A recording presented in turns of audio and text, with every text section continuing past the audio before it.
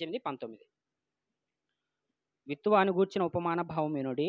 ఎవడైనను రాజ్యమును గూర్చిన వాక్యము వినియు గ్రహింపక ఉండగా దుష్టుడు వచ్చి వాని హృదయములో విత్తబడిన దానిని ఎత్తుకొని పోవును.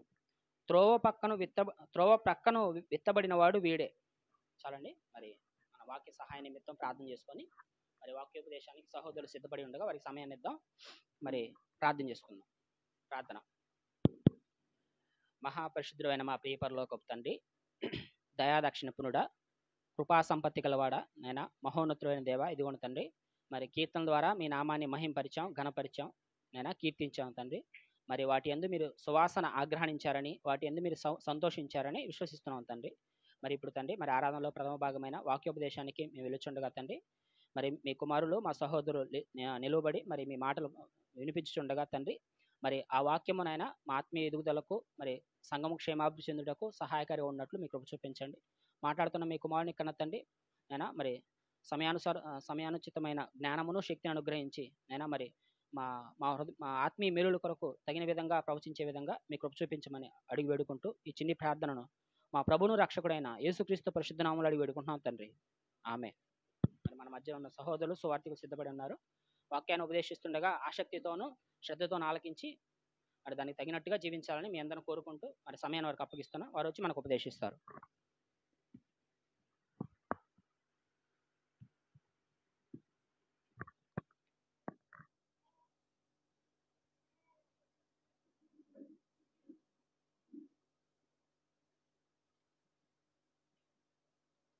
తండ్రి అయిన దేవుడు మనందరికీ ఆయుష్ని ఆరోగ్యం అనుగ్రహించి సజీవ లెక్కలు ఉంచి మరి యొక్క పునరుద్ధాన దినాన్ని ఆయన ఆరాధించడానికి కల్పించిన అవకాశాన్ని బట్టి తండ్రి అయిన దేవునికి స్తుతులు కృతజ్ఞతలు చెల్లించుకుంటూ కూడి వచ్చిన సంఘం అందరికీ ప్రభు అయిన యేసుక్రీస్తు నామములో అందరికీ వందనాలండి.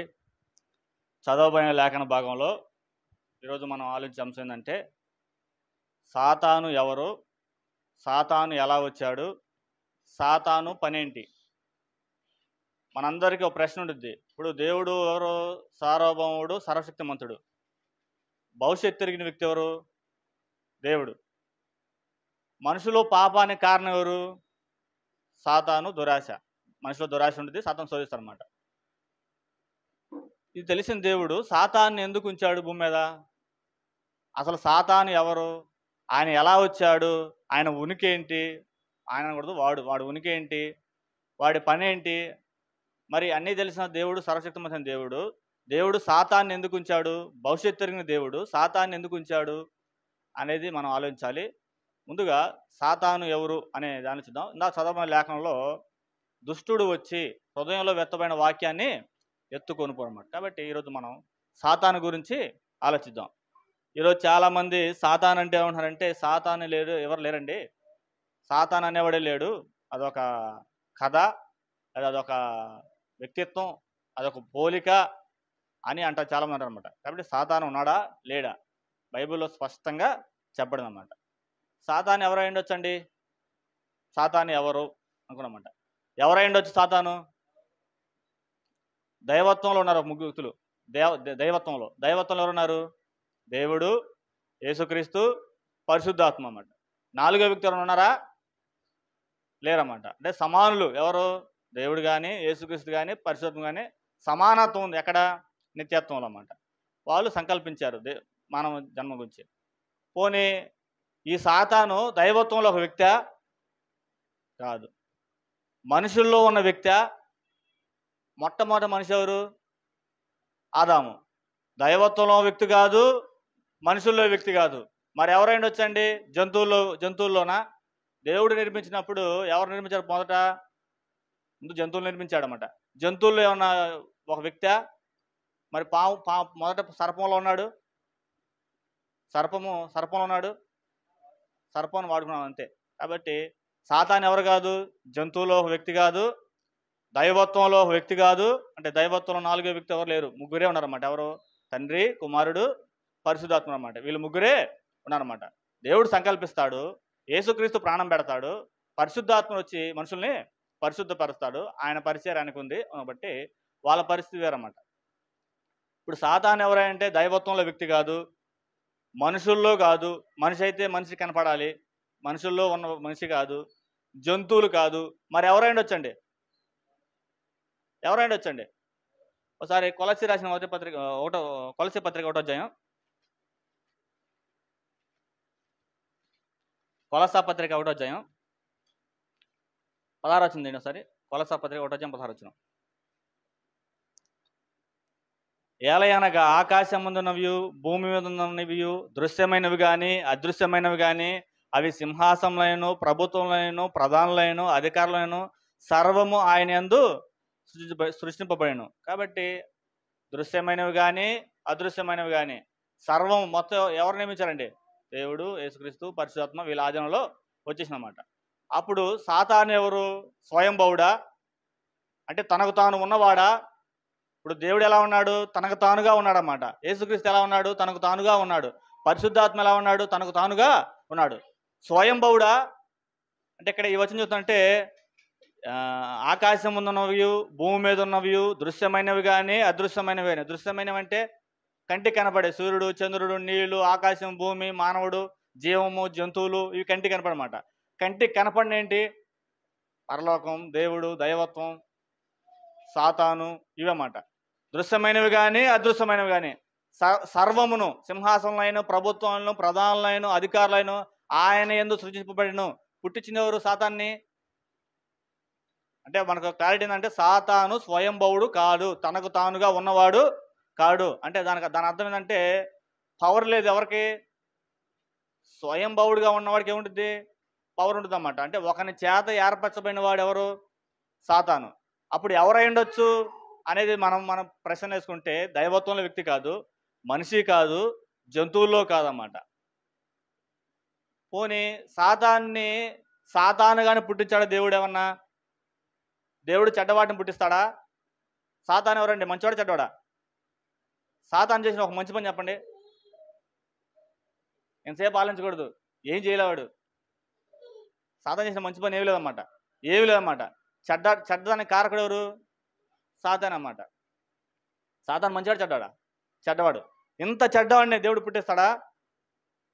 అసంభవం. ఒకవేళ అలా పుట్టిస్తాడు అనుకుంటే యాకోబు పత్రిక 1వ అధ్యాయం 16వ వచనంలో, యాకోబు రాసిన పత్రిక 1వ అధ్యాయం, యాకోబు 1:17,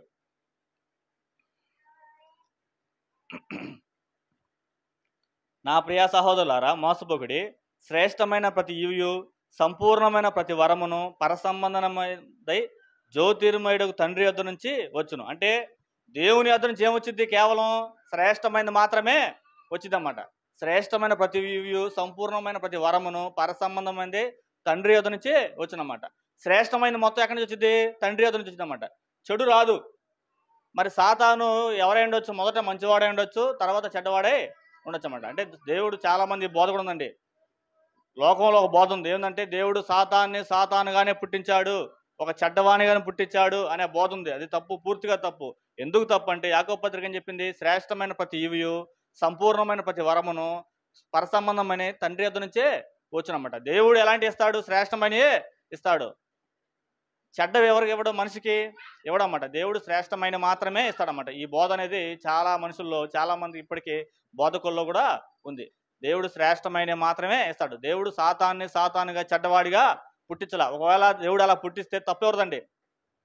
దేవుడు చెడ్డవాడిని కావాలని పుట్టిస్తే చెడ్డవాడినే పుట్టించి శోధించమంటే తప్పెవరదండి? దేవుని అవుద్ది. కాబట్టి దేవుడు సాతానుగానే పుట్టించలా. అప్పుడు ఏం జరిగింది? పరిస్థితి ఆలోచిద్దాం. పేతురు రాసిన మొదటి పత్రిక 2వ పేతురు పత్రిక 2వ అధ్యాయం, 2వ పేతురు పత్రిక 2వ అధ్యాయం 4వ వచనం. అప్పుడు ఎవరై ఉండొచ్చు? 2వ పేతురు 2:4 చదవండి. దేవదూతలు పాపం చేసినప్పుడు దేవుడు వారిని విడిచిపెట్టక పాతాళ లోకమందరి కటికి చీకటి గల బిలంలోకి త్రోసి తీర్పునకు కావలి ఉంచుటకు వారిని అప్పగించెను. అర్థమవుతుందండి? దేవదూతలు పాపము చేసినప్పుడు దేవుడు వారిని విడిచిపెట్టక పాతాళ లోక మందలి కటికి చీకటి గల బిలంలోకి త్రోసి తీర్పునకు కావలి ఉంచును.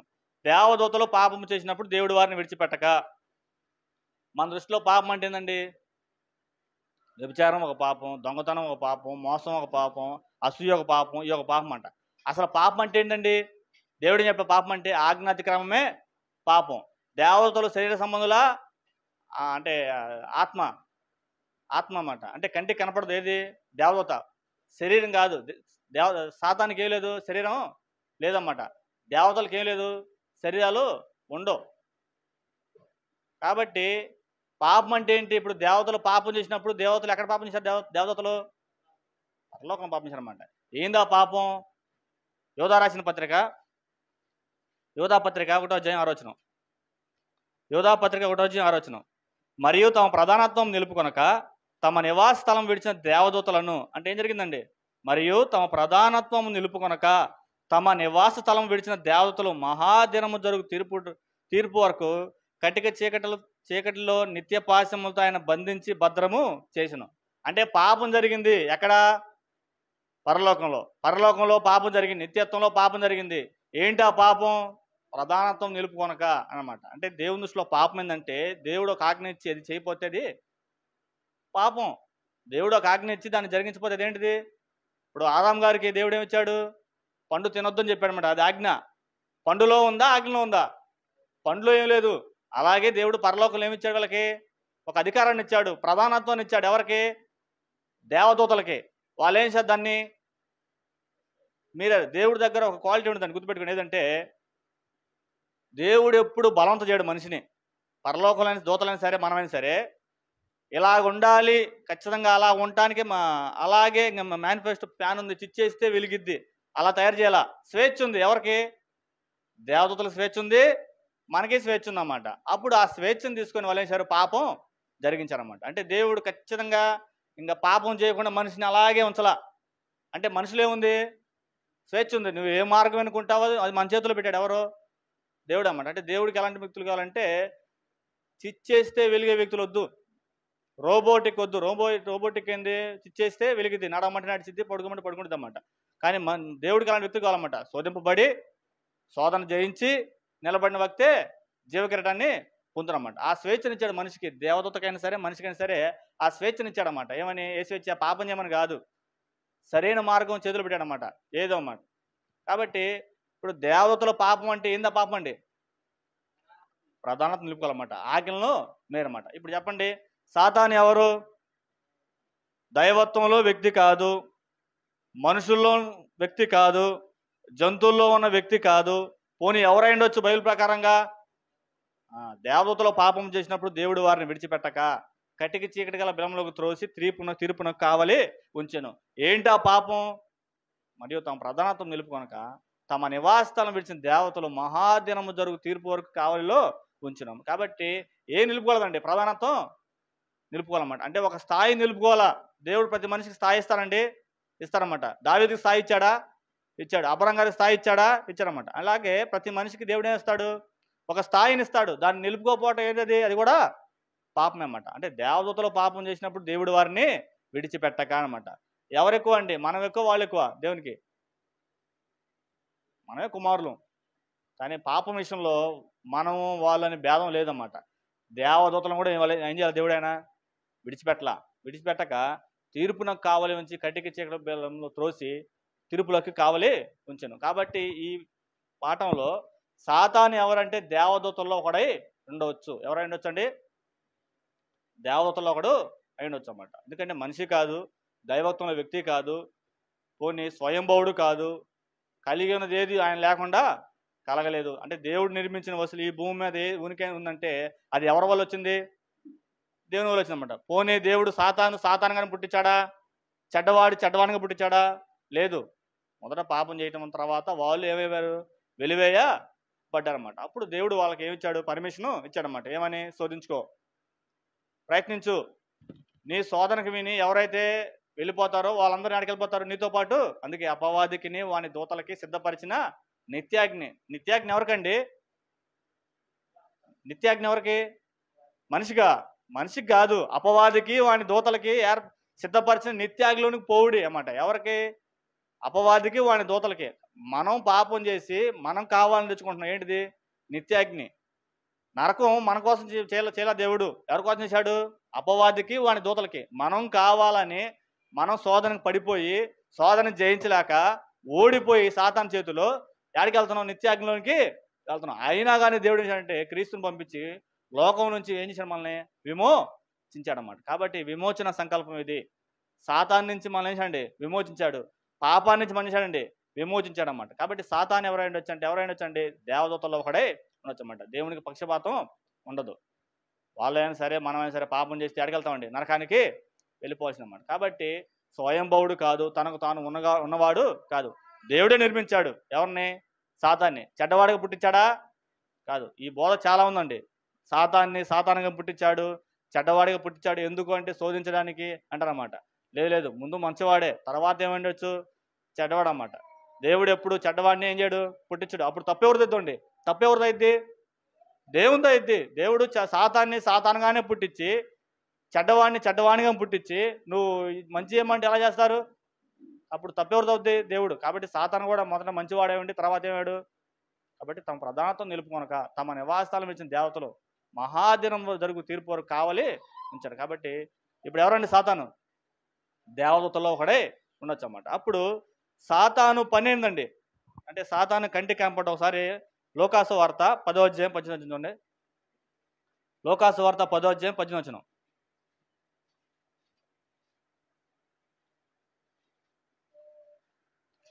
లోకాసు వార్త 10:18.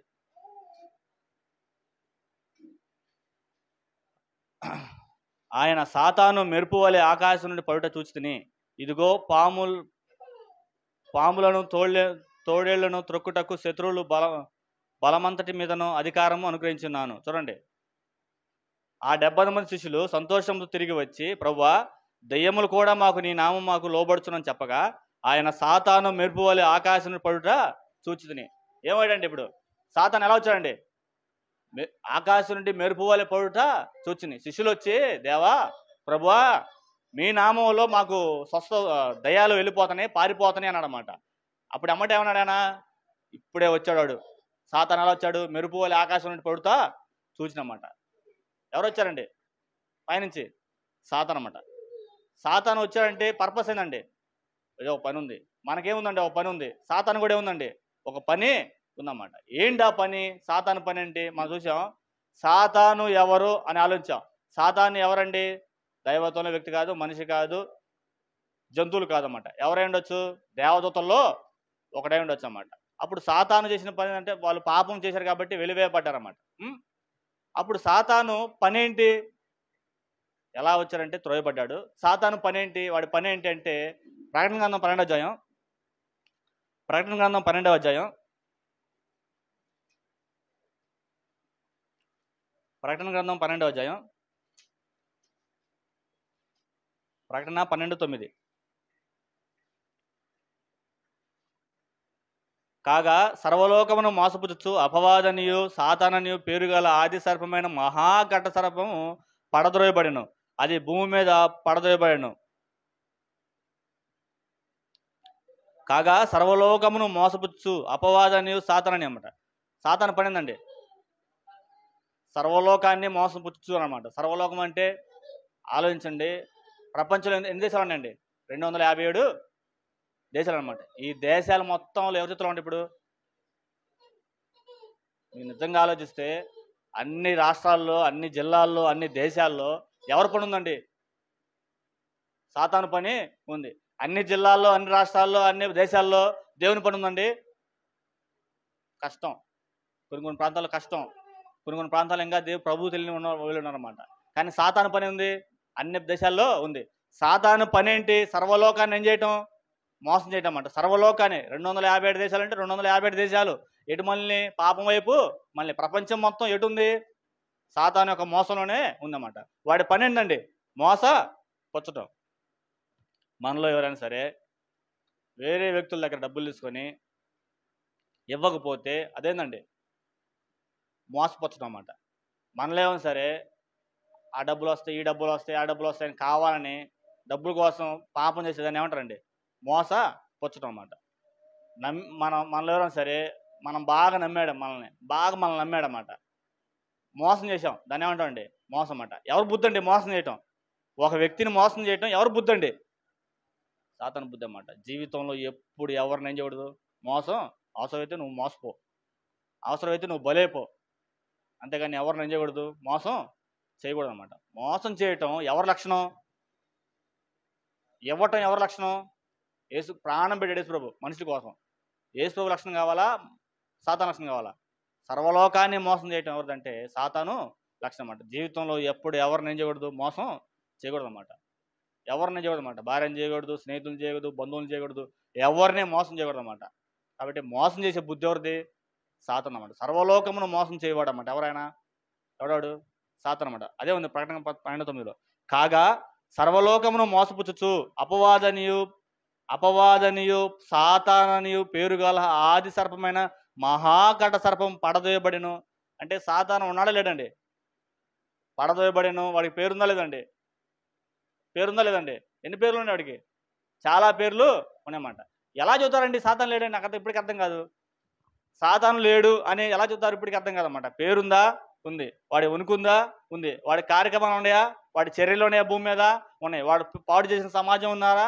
ఉంది. ఇప్పటికీ పాడు చేస్తున్నాడా? చేస్తున్నాడు. ఇలా పెట్టుకొని సాతాను లేడని ఎలా చెప్పగలరు అసలు? కాగా సర్వలోకమును మోసపుచ్చు సాతానని పేరు గల ఆది సర్పమైన మహాఘట సర్పం ఏం చేయబడింది?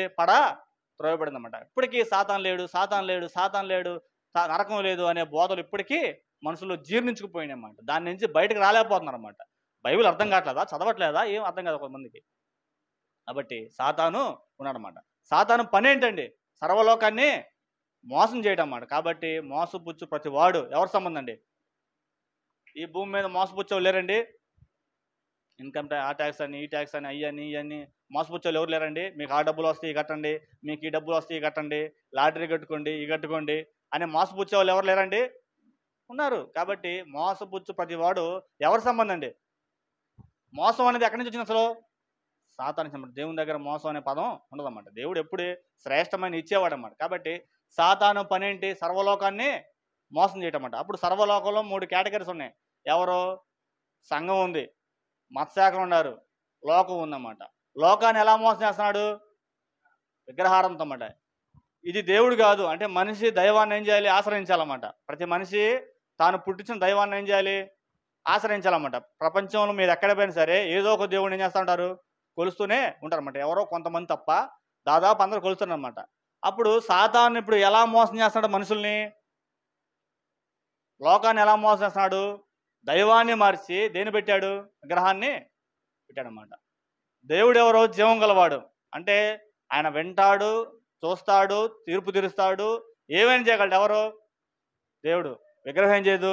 తీర్పు తీర్చదు, వినదు, మాట్లాడదు, స్పందించదు, ఏమీ చేయదు. కానీ దేవుడు స్పందిస్తాడు, తీర్పు తీరుస్తాడు, ప్రతిఫలం ఇస్తాడు, ఏవైనా చేయగలమాట, వింటాడన్నమాట. కాబట్టి ఇప్పుడు సాతాను ఎలా మోసం చేస్తుంది మనుషుల్ని? సాతాను మనుషులు ఎలా మోసం చేస్తుంది? సర్వలోకాన్ని మోసం చేస్తుంది అన్నమాట. ఆ సర్వలోకాన్ని మోసం చేసేలో లోకాన్ని ఎలా మోసం చేస్తుంది? విగ్రహ ఆరాధన అన్నమాట. కాబట్టి విగ్రహ సంబంధం దేవుడికి అసహ్యమైన కార్యం ఏంటి?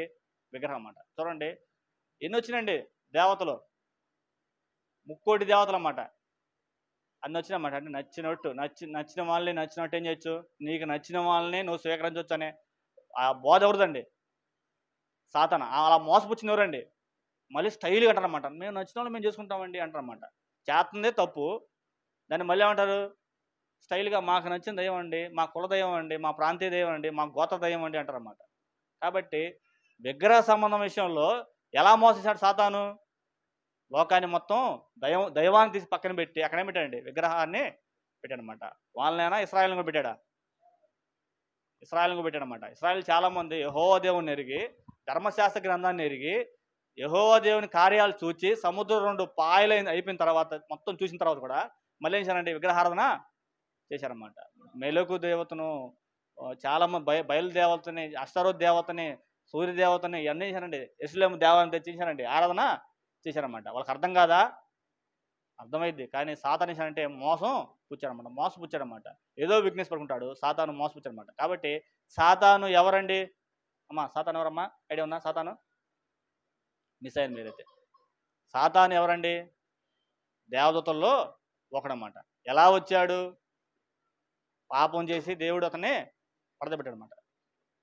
చూడరా. అప్పుడు సాతాను పని ఏంటి? సాతాను పని ఏంటమ్మా? సర్వలోకాన్ని ఏం చేయటం? సాతాను పని ఏంటి? సర్వలోకాన్ని ఏం చేయటం? మోసం చేయటం అంట. అప్పుడు సర్వలోకాన్ని మోసం చేసే విషయంలో లోకాన్ని ఎలా మోసం చేస్తున్నాడు? విగ్రహ సంబంధంతో మోసం అన్నమాట. ఇప్పుడు మత్స్యాకల్ని 1 తిమోతి పత్రిక 4వ అధ్యాయం మొదటి తిమోతి పత్రిక 4వ అధ్యాయం. మొదటి తిమోతి పత్రిక 4వ అధ్యాయం.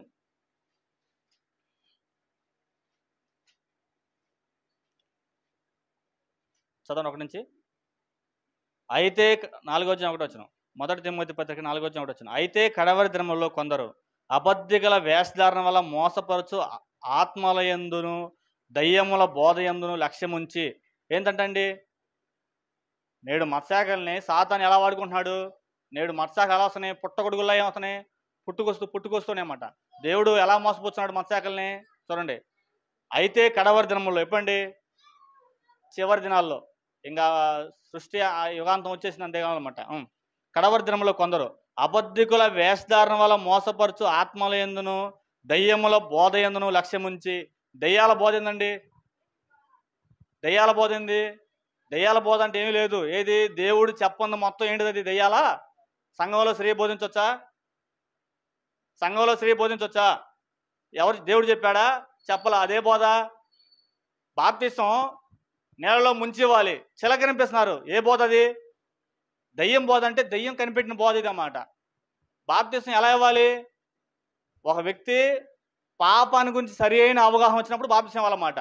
పెళ్లి కోసం బాప్తిసం, సమాధిలో స్థలం కోసం బాప్తిసం, వాటి కోసం బాప్తిసం, వీటి కోసం బాప్తిసం, ఉద్యోగ నిమిత్తం బాప్తిసం, వగైరా నిమిత్తం బాప్తిసం, ఆశీర్వాదం బాప్తిసం, ఇల్లు కోసం బాప్తిసం పొందిన వ్యక్తి బోధ ఏ బోధ అది? దయ్య బోధ. అదే కడవరి దినముల్లో కొందరు వేషధారముల మోసపొచ్చు దయ్యముల బోధ యందు లక్ష్యముంచి విశ్వాస భ్రష్టులు అవుతారన్నమాట. వీళ్ళందరూ ఎవరండి? విశ్వాస భ్రష్టులు. విశ్వాసం అంటే ఏంది? తాను కనపడిన దేవుడిని నమ్మటం, ఆ కనపడిన దేవుడు చెప్పిన నమ్మటం ఏంటిది? విశ్వాసం. విశ్వాస భ్రష్టులు అంటే చెప్పని దాన్ని చేయటం. ఇలా తలుచుకుంటూ పోతే వాయిద్యాలు ఉన్నాయండి బైబిల్లో. ఉన్నాయి. ఎప్పటి కాలంలో ఉన్నాయి? పితరుల యుగంలో వాయిద్యాలు ఉన్నాయా? లేవు. ఎప్పుడు ఉన్నాయి? ధర్మశాస్త్ర కాలంలో. ఎప్పటికి వచ్చినాయి? దావీదు కాలంలోకి వచ్చినాయి. తర్వాత వాయిద్యాలు ఉన్నాయండి. ఇప్పుడు క్రొత్త నిబంధనలో వాయిద్యాలు ఉన్నాయా? ఇప్పటికీ వాయిద్యాలు వాయిస్తున్నారు. ఉందా? పాత నిబంధనలో సున్నతి పొందుతున్నారు. సున్నతి. ఇప్పుడు సున్నతి ఉందండి. పాత నిబంధనలో పస్కా పండుగ ఉంది. ఇప్పుడు ఉందండి. పాత నిబంధనలో గుడారాల పండుగ ఉంది. ఇప్పుడు ఉందండి. ఇప్పుడు చేయొచ్చు అంటున్నా గుడారాల పండుగ. ఇవన్నీ ఏంటి అండి? దయ్యాల బోధ. అంటే దేవుడు చెప్పని ప్రతి బోధ అది ఏ బోధ? దయ్యాల బోధ. ఇలా ఆలోచించుకుని పోతుంటే ఎన్ని ఉన్నాయండి. సంఘానికి ఏ పేరు పెట్టాలండి? సంఘాన్ని ప్రాణం పెట్టింది ఎవరమ్మా? యేసుక్రీస్తు. ఎవరి పేరు పెట్టాలి? ఇలా ఆలోచన పోతుంటే అంటే సాతాను మనుషుని ఎలా మోసేస్తున్నాడు? లోకాన్ని ఎలా మోసం చేశాడు? లోకాన్ని విగ్రహారంతో మనిషి అనమాట. మత్స్యాకను ఎలా మోసాడు? అబద్ధ బోధ. అబద్ధ బోధ అంటే దయ్యముల బోధ అన్నది దానికి పేరు. దయ్యాల బోధ అంటే ఏంది? అవి బోధించినాయి. ఏంటి? దయ్యాలు కూడా వేదాల వల్ల ఉంది కదా, అవి బోధించినాయి. ఏం బోధిస్తున్నాయి? ఈ బైబిల్ తీసుకొని బోధిస్తున్నాయి. ఏం బోధిస్తున్నాయి? చట్టంలో లేని కొట్టివేయబడ్డాయి. ఒకప్పుడు జరిగినాయి. ఏం చేస్తున్నాయి? ఇప్పుడు నోవాహు వాడగట్టాడండి. ఇప్పుడు వచ్చి నువ్వు కూడా నోవాహు వాడగట్టమంటే మనల్ని వాడగట్టుకోవాలంటే పరిస్థితి అండి. అలాంటి బోధలు అన్నమాట ఇవన్నీ. నోవాహులో ఉన్న విశ్వాసం తీసుకోవచ్చు, నోవాహులో ఉన్న పనితీరు తీసుకోవచ్చు, నోవాహులో ఉన్న ఆసక్తి తీసుకోవచ్చు. కానీ నోవాహు గారు కట్టినట్టు మనం ఏం చేయకూడదు? కట్టకూడదు. పాత నిబంధన వేరు, క్రొత్త నిబంధన వేరు. విశ్వాసంతో బ్రతకాలి. మనకి ఏవైతే ఆజ్ఞలు పడ్డాయో ఆజ్ఞలు ఏం చేయాలి? పాటించాలన్నమాట. దయ్యాల బోధ యందు లక్ష్యం ఉంచి, దయ్యముల బోధ యందు లక్ష్యం ఉంచి విశ్వాస భ్రష్టులు అవుతారన్నమాట. విశ్వాస భ్రష్టులు ఎవరండి? బోధ నమ్మేవాళ్ళు అన్నమాట. కొంతమంది చూడండి మరీ దారుణంగా ఉంటారండి. ప్రార్థనలో కూడా స్తోత్రం కేకలు పెడతా. ఎవరు చెప్పారు మీకు అసలు అవన్నీ? ప్రార్థన మర్యాద చేయాలన్నమాట. తండ్రి ఏం దేవుడు ఉన్నాడు పైన, ఆయన అంగీకరించినట్టు ప్రార్థన చేయాలన్నమాట. కేకలు, అరుపులు, కేకలు మధ్యలో కోరి అంటారన్నమాట. ఏం కోరి? గ్లోరీ అంటారన్నమాట. నాకు కోరియా రాళ్ళ కోరియా ఏ కోరియా నాకు అర్థం కాల. ఏం కోరి అనమాట. ఒకసారి నేను సమాధుల్లోకి వెళ్ళినప్పుడు అక్కడి నుంచి పడుతుంది లార్డ్ కోరి జీజస్ అంటారన్నమాట. అంటే అవతల వ్యక్తి ఎలా ఉంటుంది? ఇప్పుడు వేరే వాళ్ళు ఉన్నారండి, వాళ్ళు దైవాన్ని ఎలా వేస్తున్నారు? సాంప్రదాయంగా వెళ్ళి సమాధానంగా వెళ్ళి పట్టుకొని సైలెంట్గా వస్తారన్నమాట. చూసే వాళ్ళకి ఎలా ఉంది? చూడముచ్చటగా ఉంది. అది తప్పైనా ఒప్పైనా సరే ఎలా ఉంది? ఒక మనిషి సౌమ్యంగా వెళ్ళి ఏం చేస్తున్నాడు? మొక్కుకొని బయటకు వస్తున్నాడు అనమాట. సౌమ్యంగా ఉందన్నమాట. మనవాళ్ళు ఏం చేస్తున్నారు? అంటే సాతాను మనుషులు ఎలా మోసపుచ్చాడు? ప్రార్థనకున్న విలువ కూడా తీసి పక్కన వేశారన్నమాట. దయ్యముల బోధ అంటే ఏంది? దేవుడికి జుట్టు అవసరం లేదు. అవసరం అండి? గుణదలు ఏం చేస్తాం? మనం ఏం చేస్తాం? గుణదలు వెళ్ళి గుండు కొట్టించుకుంటాం. ఆత్మీయ జీవితాన్ని ఏం చేయాలి మనం? అబద్ధం లేకుండా బతకాలి, నిజాయితీగా బతకాలి. ఇది దేవుడు చెప్పింది అన్నమాట. అవసరం లేదు దేవునికి 2 బస్సు పోయినా అంటే మరి అదే బోధ.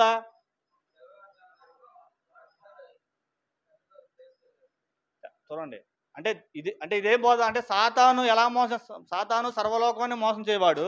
ఎలా మోసం లోకాన్ని ఎలా వేస్తున్నాడు? విగ్రహాన్ని చేస్తాడన్నమాట. మత్స్యాన్ని ఎలా చేస్తున్నాడు? దయ్యముల బోధ యందు, దయ్యాలు కూడా ఏం చేస్తాయి? వేదాలని వర్ణిస్తాయి అన్నమాట. ఏం చదువుతాయి? మళ్ళీ ఇయే చదువుతాయి అన్నమాట. కాబట్టి జుట్టు అవసరం లేదు. యేసుక్రీస్తు మాల బైబిల్లో ఉందండి. యేసుక్రీస్తు మాల బైబిల్లో ఉందా? ఎక్కడా లేదు బైబిల్లో. 40 రోజులు బతకని బైబిల్ చెప్పిందా? చెప్పాలన్నమాట. 40 రోజులు బతుకు అది నీ లైఫ్ లాంగ్ జీవితం తపస్సు చేసిన సరే ఏం సాధించలేవు. యేసుప్రభు సార్ పని మనం ట్రై చేయటమే, అంతే. ట్రై చేయటం అన్నమాట. 40 రోజులు పట్టుకొని నువ్వు వాళ్ళలాగా మళ్ళీ అతడు వచ్చి స్వామి అంటాడు అన్నమాట. నేను రోజు ఉన్నా స్వామి అంటాడు అన్నమాట. ఏ స్వామి? స్వామి అని పది ఎక్కడండి? మరీ దారుణం అయిపోయిందన్నమాట. ఇవన్నీ ఏంటి అండి? దయ్యాల బోధ. యేసుక్రీస్తుకు మాలేసుకోమని 40 రోజులు బతుకు కాదు అసలు. అది లైఫ్ లాంగ్ జీవితాంతం తపస్సు చేయాలన్నమాట. 40 రోజులు బతికైతే చచ్చిపోవడం అసలు. స్టెఫను అపోస్తులైన పౌలు త్యాగం చేసి కుటుంబాన్ని విడిచిపెట్టి తల్లిదండ్రులు విడిచిపెట్టిన అవసరంలా. 40 రోజులు వాళ్ళు కూడా హాయిగా బతికేయచ్చు. వీళ్ళందరూ ఎవరు? విశ్వాస వీరులు. 40 రోజులు మాలేసుకొని స్టైల్గా మళ్ళీ నన్ను ఏం చేయను? మాంసం తినవండి, చెప్పులు వేసుకోమండి. ఇవన్నీ దేవునికి అవసరంలా. ఇవన్నీ ఏం బోధలు? అవన్నీ దయ్యాల బోధలు అన్నమాట. దయ్యాలు కూడా ఏం చేస్తాయి? బోధిస్తాయి. దయ్యం బోధ అంటే ఏంటి? దేవుడు చెప్పందే దయ్యం బోధ. అది వేరేదేం కాదు. దేవుడు చెప్పందే దయ్యం బోధ అన్నమాట. ఈ మాలేసే వాళ్ళు మరీ దారుణం. మెడలో కండ కొట్టేసుకొని చేతులు చెప్పులు లేకుండా మళ్ళీ వేస్తారు, మేము మాంసం తినమండి. నువ్వు మాంసం తినకపోతే దేవుడికి వచ్చింది ఏంది? ఏం ఒలిగింది దేవునికి? నువ్వు నిజాయితీగా బతికితే దేవునికి మహిమ వచ్చింది. నువ్వు సహోదరుని ప్రేమిస్తే దేవునికి మహిమ వచ్చింది. నువ్వు త్యాగం చేసి దేవునికి మహిమ వచ్చింది. ఇతరులని మనిషిగా చూస్తే దేవునికి ఏమొచ్చింది? మహిమ వచ్చింది. అవన్నీ చేయకుండా 40 రోజులు మాత్రం పొద్దున్న 4 వెళ్ళి సల్నీళ్ళతో స్నానం చేస్తే ఉపయోగం దేవునికి ఉన్నా. కాబట్టి ఇవన్నీ ఏం బోధలు? దయ్యముల బోధ యందు లక్ష్యం ఉంచి విశ్వాసం ఏమవుతారు? భ్రష్టులు అవుతారన్నమాట. విశ్వాస భ్రష్టులు అన్నమాట. కాబట్టి సాతాను ఏం చేస్తానండి? సర్వలోకాన్ని అర్థమవుతుందండి. మళ్ళీ మనం ఏం చేస్తామండి? వాళ్ళని స్వామి స్వామి స్వామి అంటాం. చచ్చిపోయినా అనకూడదండి స్వామి అని. మనిషి పేరు పెట్టి పిలవండి. స్వామి అనకూడదు. ఎవరిని? యేసుప్రభు మాలేసేవాడిని ఏం చేయకూడదు? స్వామి అనకూడదు అన్నమాట. ఇప్పుడు ఆయన యేసుప్రభువా? అర్హత ఉందా కనీసం? అని మనుషులు ఆలోచించట్లా. దయ్యముల బోధ ఎప్పుడు చెప్పారండి? ఇది ఈ బోధ ఎప్పుడుదండి? అపోస్తులు కావాలన్నమాట. 2000 సంవత్సరాల క్రితం చెప్పాడన్నమాట. ఏమని? కడవరి దినములో కొందరు వేషధారణ వల్ల మోసపరచు ఆత్మలందు దయ్యముల బోధ యందు లక్ష్యం ఉంచి విశ్వాస భ్రష్టులు అవుతారండి. ఆత్మ తేటగా చెప్పినవరండి పరిశుద్ధాత్ముడు. ఎవరి ద్వారా అండి? అపోస్తుల ద్వారా అన్నమాట. కాబట్టి తిమోతి జాగ్రత్త అని చెప్పాడు. భక్తి అంటే ఏంటి?